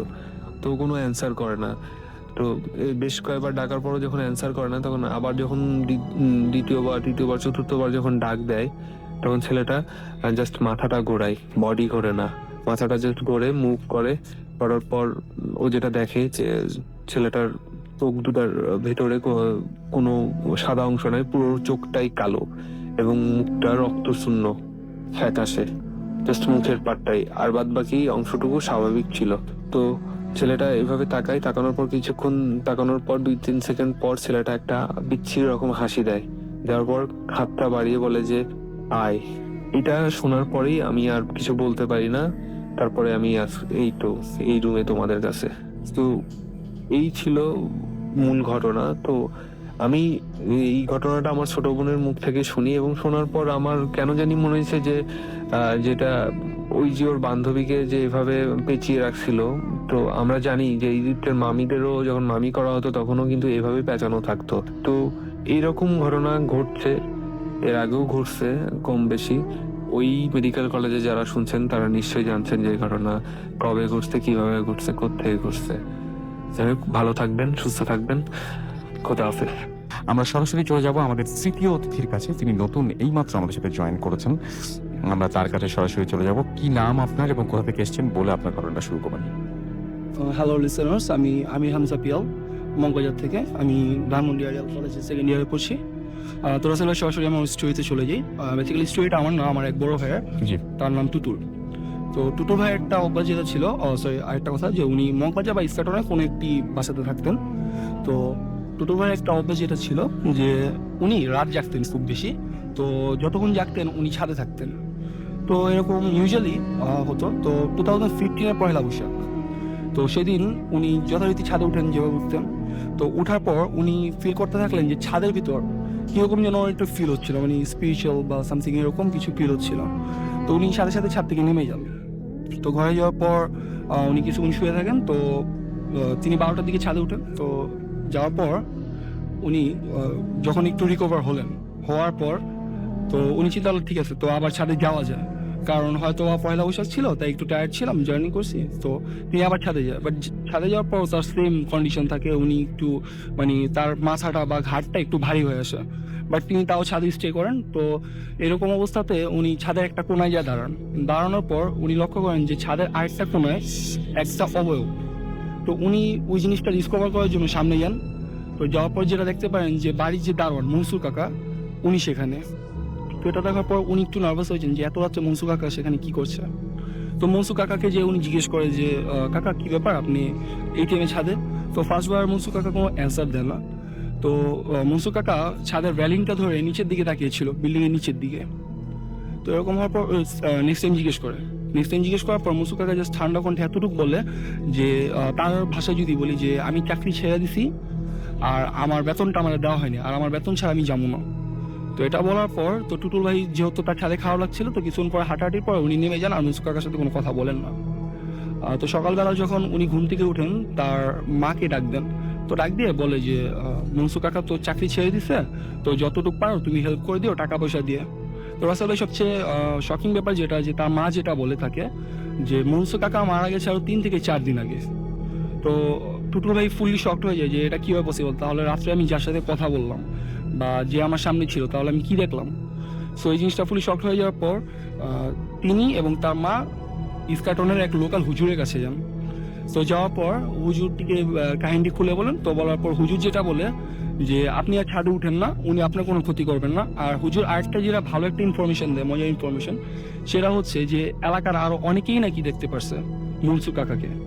তো এই জিনিসটা শোনার পর টুটু ভাই খুব ভয় পায়, বাট ভয় পাওয়ার পর উনি আর ছাদে উঠে না কখনো। তো এরকম হওয়ার পর উনি একদিন পরে উনি ঘরের ভিতর ল্যাপটপে গেমস খেলছিলেন। তো উনি এমনভাবে বসেছিলেন যে জানালাটা তার পিছনে ছিল আর ল্যাপটপটা তার সামনে ছিল। তো যখন উনি ল্যাপটপটা অফ করার পর উনি দেখলেন যে জানালার ওপাশ থেকে কেউ একজন ক্রস করলো, শার্ট এরকম একটা শব্দ হলো, তো ক্রস করলো। তো করার পর উনি পিছন তাকিয়ে দেখে আসলে কেউই নেই। তো এই জিনিসটা দেখার পর উনি একটু ভয় পেয়ে যায়, আর যেহেতু তার সাবকনশিয়াস মাইন্ডে ব্যাপারটা ছিল মনসুর কাকার, তো এই জিনিসটা তাকে আরো বেশি এফেক্ট করে। তো করার পর উনি জাস্ট চিন্তা করে যে আচ্ছা ঠিক আছে, তাহলে আমি আজকে জলদি ঘুমায় যাব। তো উনি সবকিছু সেট আপ করার পর যখন উনি বারান্দা যায়, রাসেল ভাই উনি তখন যে জিনিসটা দেখতে পারে ওই জিনিসটা উনি কখনো এক্সপেক্ট করেনি। তো উনি জাস্ট যখন বারান্দা ঢুকে উনি দেখে যে রাস্তার মধ্যে স্ট্রিট লাইট নিচে মনসুর কাকা দাঁড়িয়ে আছে, এবং এমন একটা ভাবে যে কেউ যদি ভিক্ষা করে কখনো তার চেহারা যেমন করুণাময় হয়ে থাকবে ওইরকম ভাবে। আর আমরা মসজিদে গেলে যেমন সাধারণত মোনাজাতের জন্য হাতটা জড়ো করি, এভাবে দাঁড়িয়ে আছে হোয়াইট একটা পাঞ্জাবিতে, তাকিয়ে আছে বাড়িওয়ালার বারান্দার দিকে। তাদের বাড়িওয়ালা যাচ্ছিল তার বারান্দার দিকে তাকিয়ে আছে। তো এটা দেখার পর তো টুটু ভাই খুব ভয় পায়, এবং তার চোখটা যায় বাড়িওয়ালার যখন বারান্দার দিকে চোখটা যায় তখন উনি দেখতে পায় যে বাড়িওয়ালার যে ছোট মেয়েটি, ওই মেয়েটি সেখান থেকে স্ট্রিট লাইটের নিচে তাকিয়ে আছে সেই মনসুর কাকার দিকে। তো এটা দেখার পর টুটু ভাই প্রচন্ড পরিমাণ ভয় পাওয়ার পর উনি সেখানে ফেন্ট হয়ে যায়। তো হওয়ার পর সকালবেলা যখন উনি চোখ খুলে দেখে যে তার মা তার পাশে বসে আছে। তো এরপর তার মার সাথে উনি ফুল স্টোরিটা শেয়ার করে যে উনি রাত্রেবেলা এই কাহিনী দেখতে পারছে। তো তার মা ফুলি শকড হয়ে যায় এবং তাকে যে কথাটা বলে যে কালকে 2টা বা 3টার দিকে বাড়িওয়ালার যে ছোট মেয়েটিকে টুটুল ভাই দেখছে, সেই মেয়েটি অটোমেটিক 2টা-3টার দিকে ব্লিডিং হয়, গলা থেকে প্রচন্ড পরিমাণ ব্লিডিং হওয়ার পর মেয়েটি মারা যায়। তো এই জিনিসটা শোনার পর টুটুল ভাই যথারীতি আবার ফেল হওয়ার মতো অবস্থা। তো এরকম তো লাশটাকে আনা হয়। তো লাশটা রাখা হয় বিল্ডিং এর বেসমেন্টে। তো বেসমেন্টে যখন রাখা হয়, বেসমেন্টে একটা ছোট একটা ঘর ছিল, তো ওই ঘরের পাশে রাখা হয় মেয়েটার লাশটাকে। তো রাখার পর সেখান থেকে প্রচুর দুর্গন্ধ ছুটতেছিল। তো সবাই ফার্স্টে মনে করছে হয়তো যে লাশটা থেকে হয়তো দুর্গন্ধটা আসতেছে, বাট পরে যে জিনিসটা ডিসকভার করলো যে জিনিসটা আসলে সেই ছোট একটা রুম থেকে আসতেছিল। তো যারা ভাড়াটিয়ারা ছিল বা যারা দারোয়ান ছিল ওনারা যায়, রুমটার ভিতরে যায়। তো যাওয়ার পর যেটা দেখতে পারে যে সেখানে মানুষের একগুচ্ছ চুল, এরপর কিছু হাড্ডি আর আরেকটা বিড়ালের মাথা, এরকম কিছু আজে বাজে কিছু জিনিস সেখানে পায়। তো পাওয়ার পর সবাই তো খুব ভয় পেয়ে যায়, বাট জিনিসটা তখন ওইভাবে রিভিল করে না যেহেতু একজন মৃত এখানে। তো লাশটাকে যখন দাফন করে আসে, বাড়িওয়ালার মেয়ের লাশটাকে যখন দাফন করে আসে, তো ভাড়াটিয়া যারা ছিল তারা সবাই বাড়িওয়ালার কাছে যায় যে আসলে এক্স্যাক্ট কাহিনীটা কি জানার জন্য। তো বাড়িওয়ালা তখন ব্যাপারটা আসলে খুলে বলে যে মনসুর কাকা যিনি ছিলেন উনি আসলে ব্ল্যাক ম্যাজিক করতো। তো এই জিনিসটা যখন বাড়িওয়ালা জানতে পারে তখন বাড়িওয়ালা মনসুর কাকাকে বের করে দেয়, ঠিক আছে, আর তাকে বেতনটাও দেওয়া হয় না। তো এই জিনিসটা শোনার পরে সবাই তো খুব অবাক হয় ব্যাপারটা, যে তার কি তাহলে মেয়েটি কি ওই মনসুর কাকার জন্যই মারা গেল। তো আসলে এই জিনিসটার উত্তর খুঁজতে তারা ওই লোকাল হুজুরটার কাছে আবার যায়। তো হুজুরটা যে এক্সপ্লেনেশনটা দেয় যে মানুষ যদি পৃথিবীতে এমন কিছু অর্জন করে না নিয়ে যেতে পারে যেটা তার পাওনা, যেটা তিনি পান কারো কাছ থেকে, তো সেটার প্রতি একটা হাহাকার জন্মায়, আর জ্ঞানের সদ্গা হিসাবে তখন সেই জিনিসটা ওইভাবে নিয়ে নেয়। তো বাড়িওয়ালা মেয়েটি যখন মরে এরপর থেকে রাসেল ভাই তেমন ভাবে আর মুসু কাকাকে কেউ দেখেনি। তো মানে বুঝে গেছিল যে ইটস লাইক এ রিভেঞ্জ ছিল ব্যাপারটা। ওকে, থ্যাংক ইউ সো মাচ আপনার ঘটনার জন্য। আমরা চলে যাব আবারও পরবর্তী ঘটনায় আমাদের পরবর্তী অতিথির কাছে, এবং আমাদের সাথে এই মুহূর্তে আছেন সাব্বির। তিনি এসছেন মগবাজার থেকে, রাইট? সাব্বির, আপনার দ্বিতীয় ঘটনাটা আমরা শুনে ফেলি। ভাই, তো আমি দ্বিতীয় ঘটনাতে চলে যাচ্ছি। এটা হচ্ছে সিলেটের কোনো একটা বয়েজ হোস্টেলের ঘটনা। আমি নাম মেনশন করতেছি না, বাট ওই হোস্টেলে সবাই বুঝবেন।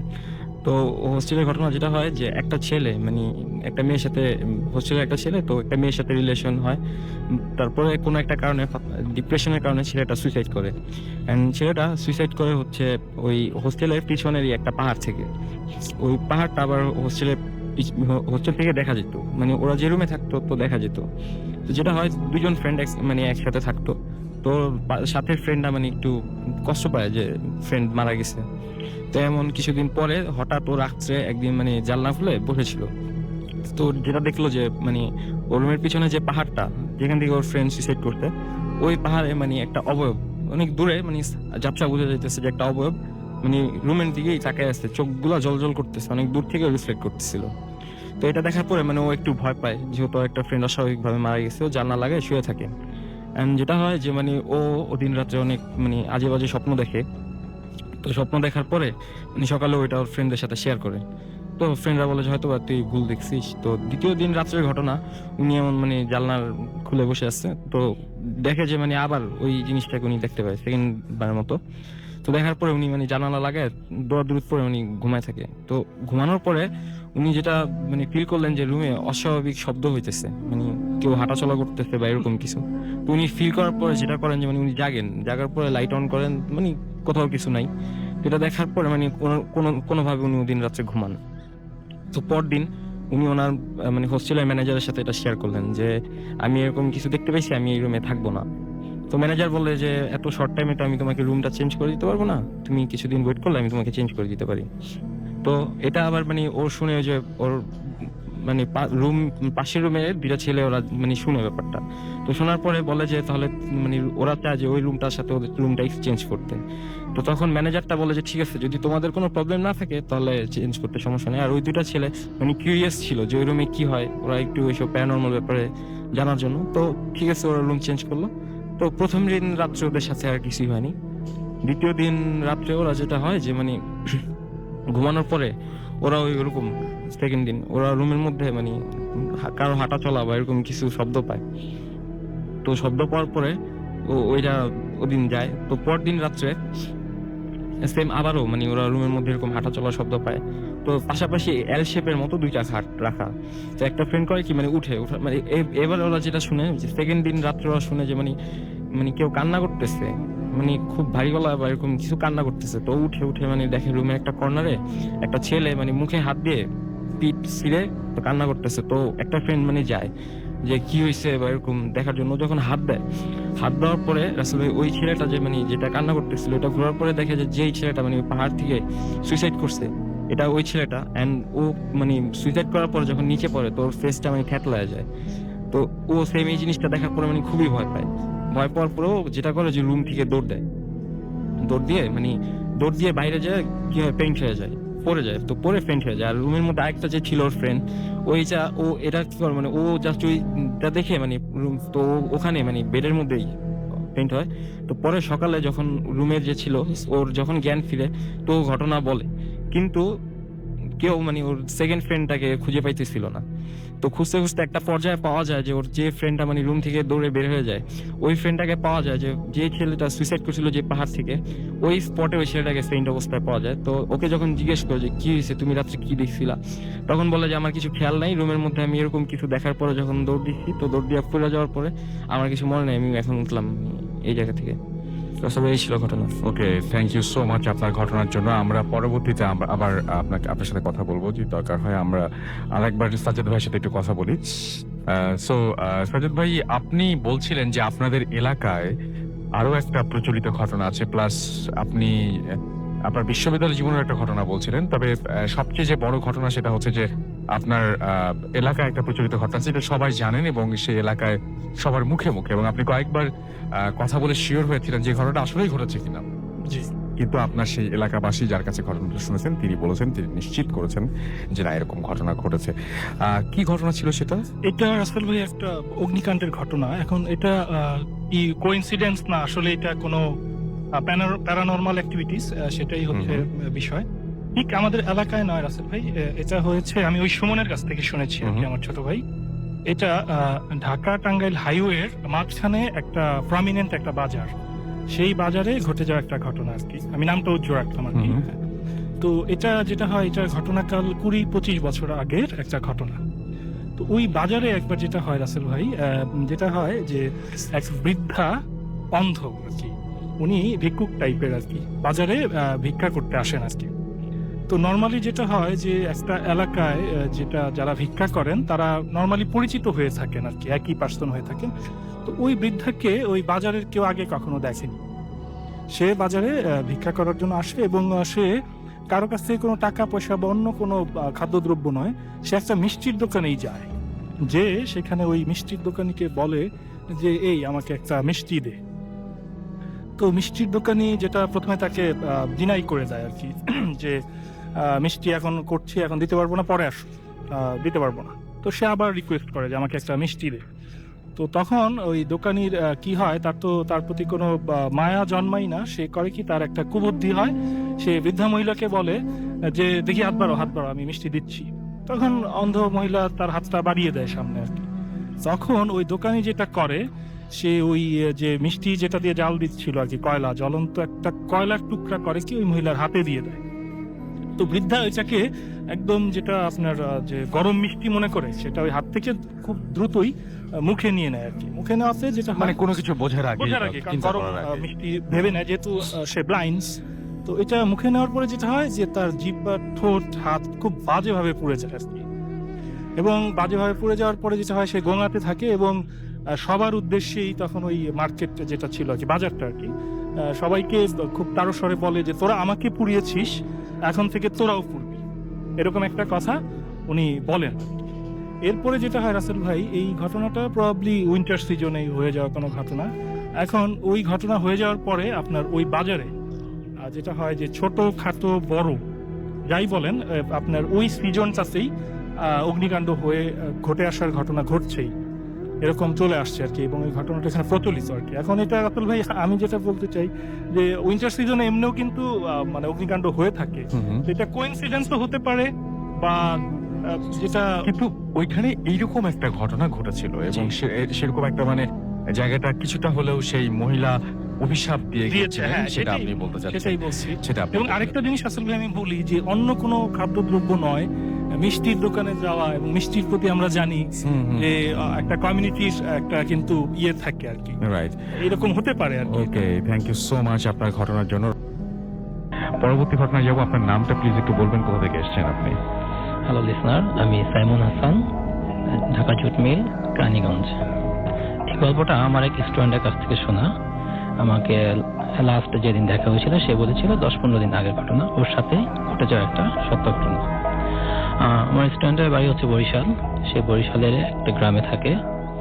ঘটনাটা যেমন বরিশালে গ্রামের একটা পাকা সড়ক ছিল, সড়কটা একটু বাঁকানো ছিল এবং স্পিড ব্রেকার ছিল, তো যার ফলে ওখানে প্রায় অ্যাক্সিডেন্ট হয়। তো এরকম ওখানে ওই রিসেন্টলি এক সপ্তাহের ভিতরে 2টা অ্যাক্সিডেন্ট হয়েছিল। একটা বাইক অ্যাক্সিডেন্ট, যেটা বাইক অ্যাক্সিডেন্টের ফলে ওই লোকটা অনেক মারাত্মকভাবে ব্যথা পেয়েছে এবং স্পট ডেথ হয়েছিল। আর একটা অ্যাক্সিডেন্ট হয়েছিল যার ফলে ওখানে ওদের গ্রামে একটা লোক, যে লোকটা সাধারণত নামাজ পড়তো না এবং রোজা রাখতো না, সবাই ওকে একটু ডিসলাইক করতো। ওই লোকটা একদিন ওই রাস্তা দিয়ে হাঁটছিল, হঠাৎ করেই রাস্তার মাঝে সে স্ট্রোক করে এবং সাথে সাথে মারা যায়। তো স্বাভাবিক, সবাই ভাবতে পারে বয়স্ক হয়েছে, মারা যাওয়াটাই স্বাভাবিক ছিল। তো একদিন তো এইরকম ওই লোকটা মারা যাওয়ার পরে কয়েকদিন পরে প্রায় রাতের বেলা মানুষ যখন রাস্তা দিয়ে হাঁটতো রাতের বেলা, তখন মানুষ প্রায় বলতো যে ওই লোকটাকে নাকি তারা দেখে। তো আমার এই স্টুডেন্ট, যে তার কাছে জিনিসটা অবাক লাগতো যে এটা কিভাবে সম্ভব, এটা হতে পারে যে বানানোর কোনো গল্প হতে পারে বা এমনিতে বলতে পারে। তো একদিন ওদের আবার আপনার বাজারে দোকান ছিল, তো দোকান থেকে বাসা ফিরতে ছিল রাতের বেলা, রাত সম্ভবত 11টার দিকে। তখন নর্মালি হাঁটতেছে এবং হেডফোন দিয়ে গান শুনতে শুনতে আসছিল। তো হঠাৎ করে যখন ওই রাস্তাটা আসলো এবং তার হঠাৎ করে ওই চিন্তাটা মাথায় ঢুকলো যে এখানে ওই লোকটা মারা গিয়েছে, এবং সবাই বলে যে এখানে এরকম একটা ঘটনা ঘটেছে এবং প্রায় নাকি ওই লোকটাকে দেখে।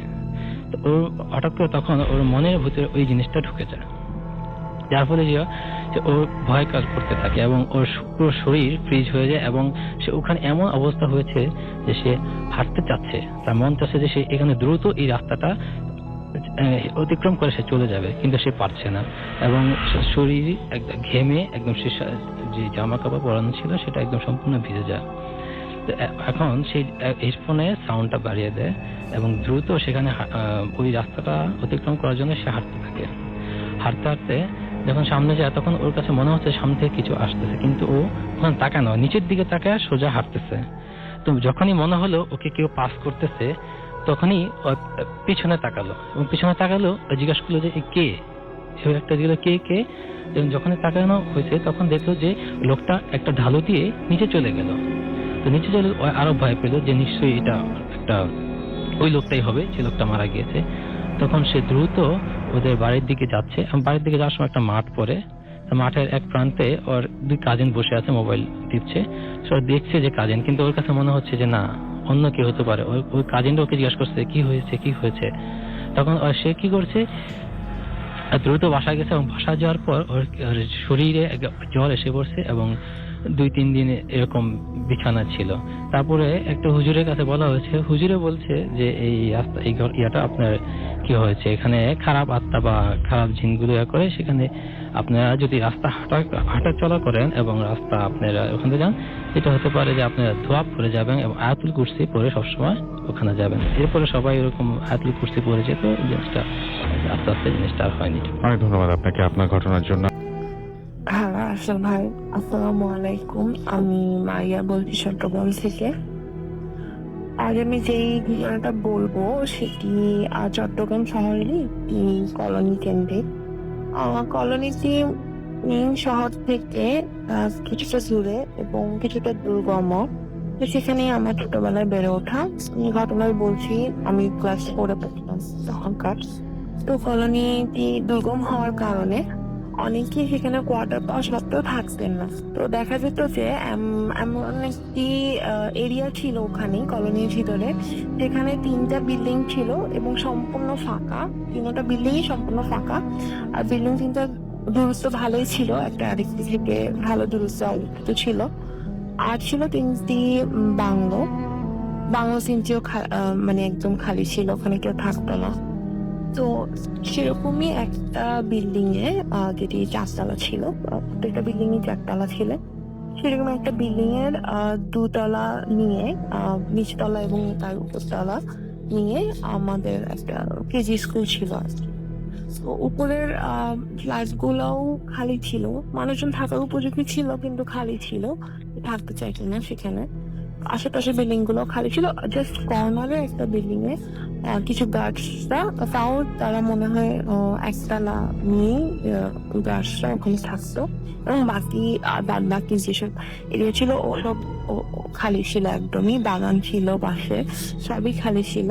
তো দেখা যাচ্ছে কি স্কুল চলাকালীন সময়ে জায়গাটা সড়ক থাকলেও স্কুল যখন শেষ হয়ে যেত তখন পুরো এরিয়াটাই একদম নীরব হয়ে যেত। আর মেইন কলোনি থেকে জায়গাটা কর্নারে হওয়ায় জায়গাটা সবসময় কেন জানি একদম শান্ত হয়ে থাকতো, একদম গুমোট একটা ভাব ছিল। তো একবার কোরবানি ঈদের সময় আমাদের ছোটবেলায় একটা প্রবণতা থাকেই যে গরুর জন্য মালা তৈরি করতে হবে এবং সেই মালাটি ঈদের দিন গরুকে পরাতে হবে।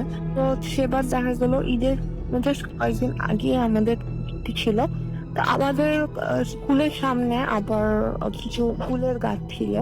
তো আমি আর আমার বন্ধু মিলে ঠিক করি যে আমরা ওখান থেকে কিছু ফুল চুরি করবো এবং সেটা দিয়ে মালা বানাবো। তো যেভাবে সেই কাজ আমরা গেলাম, গিয়ে স্কুল পর আমরা সেদিনই আমাদের স্কুল বন্ধ হয়ে যাবে। আমরা কি করলাম, দুজন মিলে এমন একটা জায়গায় দাঁড়াচ্ছিলাম যেখানে আমাদেরকে দেখা যাচ্ছিল না। আমরা দাঁড়িয়ে অপেক্ষা করছিলাম কখন গাছটা বন্ধ করে চলে যাবে এবং আমরা গিয়ে বাগান থেকে ফুল নিয়ে চুরি করতে পারবো। ঠিক সেই সময় আমরা যখন দেখলাম যে দারোয়ান বেরিয়ে গেল, আমরা গিয়ে বাগানে ফুল নিচ্ছি। বাগান থেকে কেউ বিল্ডিংটা আবার দেখা যায়। বাগান বিল্ডিংটা একটু পাহাড়ি এলাকা ছিল এলাকাটা, তো বিল্ডিংটা একটু নিচু হওয়ার কারণে আর বাগানটা একটু উঁচু হওয়ার কারণে তো বাগানে দাঁড়ালে বিল্ডিংটা খুব ভালোভাবে দেখা যেত।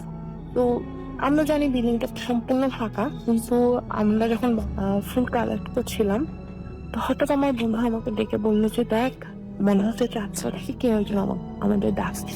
আমরা চারতলা আসলাম এবং দেখলাম যে চারতলার বারান্দায় একজন বয়স্ক মহিলা, অসম্ভব রকমের ফর্সা, তার শরীরের চামড়া অসম্ভব রকমের ফর্সা, এবং সে তার গায়ের চামড়াগুলো একদম কুচকানো। আর সবচেয়ে অদ্ভুত ব্যাপার যেটা, সেটা হচ্ছে তার মাথায় একটা চুলও নাই, পুরো মাথাটা একদম সাদা, মানে অসম্ভব ধরনের এলিয়েন টাইপ লাগছিল আমাদের কাছে। আমরা প্রচন্ড ভয় পেয়েছি। দিয়ে অনবরত আমাদের হাত দিয়ে ইশারা করে ডাকছে, মুখে কিন্তু কিছু বলছে না, হাত দিয়ে ইশারা করে ডাকছে। ভয় পেয়ে যাই। তো আমার বন্ধু বলে যে আচ্ছা এখানে কি কেউ আসলে নতুন নাকি আমরা জানি না কিছু। তা কোনো একটা কথা না। আর কলোনি জায়গাটা এরকম যে কেউ একজন নতুন আসলো কিংবা কারো কিছু হলো সেটা সবাই জানতে পারে। তো এখানে আসলে আমাদের জানার কথা যে কেউ আসছে নতুন। তো তারপরে আমরা ব্যাপারটা নিশ্চিত হওয়ার জন্য আমার বন্ধু তখন আমাকে বলে যে চল আমরা উপরে গিয়ে দেখি কেউ আসলো কিনা, কি জন্য ডাকছে। আমি প্রচন্ড ভয় পেয়েছি, আমি বলি না যাবো না। কিন্তু অনেক জোরাজুরির পর আমরা দুজনেই রাজি না আছে, ঠিক আছে চল গিয়ে দেখি। আমরা চারতলায় উঠলাম, উঠে যা দেখলাম যে ওই বাসার সামনে তালা ঝুলছে দরজায়, ওই বাসার দরজায় তালা ঝুলছে, আর ওখান থেকে আকার আসার কথাই না, কেউ নাই ওখানে। এটা দেখে আমরা ভয়ে আবার দৌড়ে নিচে চলে আসি এবং আমাদের মা বাবাকে পরে আমি গিয়ে বাসায় জিজ্ঞেস করি যে ওখানে এরকম অমুক বিল্ডিং এ কেউ এসেছে কিনা নতুন। না, তখন আমার মা বাবা বলে যে না সেরকম তো কেউ আসেনি, ওই জায়গায় তো কেউ আসে নাই নতুন, এই ঘটনা। তো ব্যাপারটা আমরা আর ওভাবে কাউকে বলি না, ছোট ছিলাম দেখে ব্যাপারটা আসলে কেউ বিশ্বাসও করতে চাইতো না। তো এভাবেই চলছিল। তো আমি এক পর্যায়ে ওই কলোনি ছেড়ে চলে আসি এবং মোটামুটি ওখানকার ব্যাপারগুলো কিন্তু আমার মনে থাকে যে ওখানে ওরকম ঘটেছিল এক সময়। যাই হোক, তো একবার আমি আবার আমার সেই বন্ধুদের সাথে, কলোনির বন্ধুর সাথে একবার দেখা হয়েছিল। তো আমি কথা প্রসঙ্গে এই ভৌতিক ঘটনাটা বা হোক সেটাই আনএক্সপ্লেইন একটা ঘটনা, তো সেই ঘটনাটার উল্লেখ হয় কথাবার্তার মাঝখানে। তো সে আমাকে বললো যে হ্যাঁ ওখানে তো আরেকটা ভৌতিক ঘটনা ঘটেছে। বললাম হলো যে আমরা তিনটা বিল্ডিং এর কথা বললাম, যে তিনটা বিল্ডিং এর মাঝখানে বিল্ডিংটা আমার যে স্কুল ছিল, তার আশেপাশে আরো 3-4টা বাংলো ছিল যেগুলো সম্পূর্ণ খালি ছিল। বাংলোগুলো অনেক বড় এরিয়া, যেমন গ্যারেজ ছিল ওটার আশেপাশে, আবার বাগান ছিল। তো বড় একটা এরিয়া, পিছনে পুকুর টুকুরও ছিল। তো বড় এরিয়া নিয়ে বাংলোগুলো ছিল, একটার থেকে ভালো দূরত্ব ছিল। তো সেই বাংলোতে অন্যরা একটা বাংলো ছিল, সেটা আবার কোনো কারণে প্রাকৃতিক দুর্যোগে সম্ভবত ভেঙে গিয়েছিল। কেউ থাকতো না সেখানে, থাকার উপযোগীও ছিল না। তো সম্প্রতি অনেক নিয়োগ হয়, অনেক মানুষ কলোনিতে আসে এবং কলোনির পরিবেশটাও চেঞ্জ হয়ে যায়। তার কারণে ওই এরিয়াগুলোতে এখন মানুষ থাকা শুরু করেছে।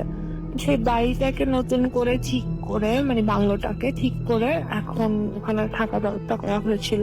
তো যখন একটা ফ্যামিলি ওখানে থাকতে আসে, তার আগে বাংলোটাকে ঠিক করার সময় ওখান থেকে প্রায় 93টার মতো নাকি সাপ বেরিয়ে আসে বাংলোটা থেকে। যখন পরিষ্কার করা হয় বাংলোটা, তখন ওখানে 93টার মতো সাপ পাওয়া যায়, যেটা পরে নাকি ভিডিও করে রাখা হয়েছিল। সাপ খুব আশ্চর্যজনক একটা ঘটনা ছিল। তো যাই হোক, ওটা তো পরিষ্কার করে ওখানে থাকার ব্যবস্থা করা হয়। তো একটা ফ্যামিলি আসে, ওরা যেদিন প্রথম ওঠে সেদিন থেকেই নাকি ওদের প্রতি রাতে দরজায় নক করা হয়, মেইন গেটে এখানে নক করে, অনেক জোরে নক করে। এবং বাংলাগুলো 2তলা ছিল, তো ভদ্রলোক 2তলা থেকে নেমে এসে দরজা খুলতেন, কিন্তু কাজে পেতেন না। এরকম কন্টিনিউয়াসলি প্রথম দিন দ্বিতীয় দিন এভাবে চলতেই থাকে। তো উনি কি করে ভাবলেন যে কারো আশেপাশের কেউ হয়তো দুষ্টামি করছে বা কেউ হয়তো এরকম করছে বা ওনার সাথে প্র্যাঙ্ক করছে বা কোনো কিছু। তো উনি একজন গার্ড নিয়ে এসে ওখানে দাঁড় করায় রাখেন তাদের সামনে। তো পরের দিন যেদিন উনি দাঁড় করা রাখেন সেদিন না ওনার এমন ভাবে দরজায় নক হচ্ছে মেইন গেটে। তো উনি ভাবেন যে দাঁড়ান তো সামনে আছে, তাহলে কে নক করছে। তো উনি দরজা খুলেন এবং দাঁড়ানকে বলে, এই তুমি নক করছো কিনা? দাঁড়ান বলে যে স্যার আমি শুনছি ভিতর থেকে কেউ নক করছে। আর যিনি ভদ্রলোক বাসায় ছিলেন তিনি শুনছেন বাইরে থেকে কেউ নক করছে। তো ব্যাপারটা যখন দেখলেন যে বুলকিত চন্দ্রে চলে গেল, তখন তিনি স্থানীয় মসজিদের হুজুরের সাথে কথা বললেন। তো উনি পরে বললেন যে বাসায় মিলাদ বুঝতে, এবং উনি আসলেন বাসায় এসে বললেন যে অনেকদিন বাসাটা খালি ছিল এবং এমন অবস্থায় ছিল যে ওটা আবার উপযোগী ছিল না। তো আপনি যখন বাসায় উঠলেন বাসায় মিলাদ তো করার নেই, তো উনি এসে মিলাদ করা দিয়ে গেলেন। আর পরে দু একদিন ভালো ছিল, কিন্তু তারপরে আবার ঘটনা এরকম ঘটতো যে এবার বাসার ভিতরে জিনিসপত্র এদিক সেদিক হয়ে যেত। যেমন রান্নাঘরের কোনো জিনিস বেডরুমে পাওয়া যাচ্ছে, বা ধরেন টিভি রিমোটটা দেখা যাচ্ছে যে বাথরুমে যাচ্ছে বা কিচেনে থাকছে, এরকম আনইউজুয়াল জায়গায় জিনিস চলে যাচ্ছে। তো এইসব ঘটনার পর তিনি আবার আরেকজন হুজুরের শরণাপন্ন হলেন এবং সেখানে তিনি এসে ঘর বন্ধ করে দিলেন এবং বাসার চারদিকে মাটিতে পুঁতে দিলেন। তো এরপর নাকি সমস্যা আর হয়নি, যতটুকু আমি আমার বন্ধুর কাছ থেকে শুনলাম। তো আসলে ভাই এই ছিল আমার ঘটনা। আশা করি ভালো লাগবে এবং ভালো লাগলে সবাইকে শোনাবেন। আসসালামু আলাইকুম।